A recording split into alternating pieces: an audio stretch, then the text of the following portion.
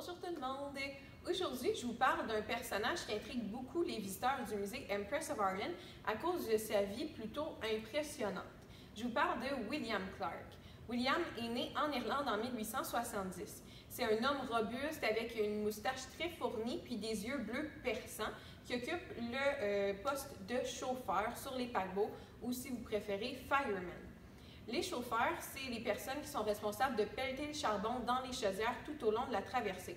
C'est un travail vraiment difficile, particulièrement à cause de la chaleur littéralement insoutenable qu'il y a à ce niveau-là du navire. Donc, le 28 mai 1914, William Clark embarque à bord de l'Empress à Québec pour ce qui va finalement être le dernier voyage du navire. Lors de la collision avec le Storstad, il est de quart, donc il est en train de pelleter du charbon. Il faut savoir aussi qu'il y a plusieurs membres d'équipage qui sont assignés à une chaloupe de sauvetage. C'est le cas de William qui est assigné à la chaloupe numéro 5. Ça veut dire qu'en cas de problème, il est responsable de la mise à l'eau de cette chaloupe-là. Donc, directement après la collision, il va emprunter une série d'échelles qui mènent de la chambre des chaudières au pont des embarcations. Ça va lui donner une avance sur plusieurs passagers. Rendu là, le bateau est penché de plus en plus sur le côté, donc il doit littéralement marcher sur les cloisons. Il va finalement réussir à mettre sa chaloupe de sauvetage à l'eau, mais il va être projeté directement dans le fleuve à cause de l'explosion des chaudières. Donc, il va survivre, mais il va devoir rester plus de 9 mois à Liverpool, incapable de reprendre la mer à cause d'un choc nerveux important. Il faut dire qu'on le comprend parce que William n'est pas un survivant comme les autres. En fait, ce n'est pas le premier naufrage auquel il a survécu parce que 2 ans auparavant, le 15 avril 1912, il était à bord du Titanic pour ce qui va s'avérer être le naufrage le plus célèbre du 20e siècle.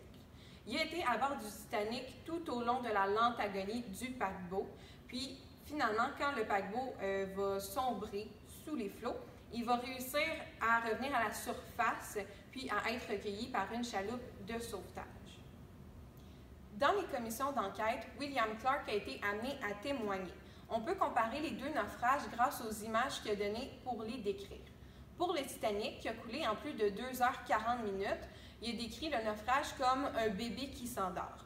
Pour l'Empress, qui a coulé en seulement 14 minutes, William Clark a décrit le naufrage comme un cochon qui se roule dans la boue.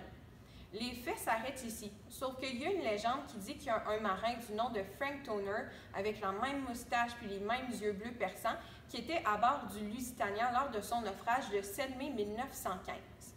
Ce Frank Toner-là se vantait d'avoir déjà survécu à 2 naufrages, soit celui de l'Empress puis celui du Titanic. Le seul problème, c'est que quand on regarde la liste des matelots à bord de ces 2 navires-là, il n'y a pas de traces de Frank Toner ni sur le Titanic ni sur l'Empress. La question qu'on se pose, c'est est-ce que William Clark aurait changé de nom pour éviter qu'on croie qu'il porte malheur? C'est un mystère qui n'a jamais été résolu. Au revoir!